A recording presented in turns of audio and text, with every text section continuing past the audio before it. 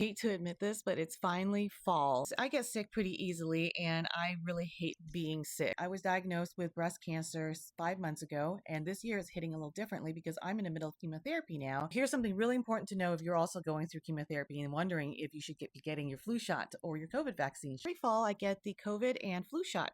Chemo can lower your white blood cell count, can lower your platelets, makes you vulnerable because you are fighting fucking cancer. I just approved the flu and COVID shots, but only 1 month after I'm done with my last chemotherapy treatment. As we're taking Neulasta along with chemo, right after we get our chemo infusions, we have a big burst in our platelet count and white blood cells. And this can actually work against you getting a vaccine. When you get a vaccine, your body is building immunity to the vaccine. The body is actually counters the flu or the COVID virus in the wild. It has a response prepared to it, kind of like how your military might prepare for war. You take the COVID and flu vaccines too soon, then your body is not able to mount a reasonable response because it's got so many extra guards going on, the extra boost you're getting from the Neulasta. I've done 4 out of 6 of my chemotherapy sessions, so I have 2 more, and that will take me right into the middle of winter by the time I'm able to get my flu and COVID vaccines. This might actually work out in our favor right now because of what's currently going on with the COVID vaccine guidelines. The CDC's revised guidelines of who can get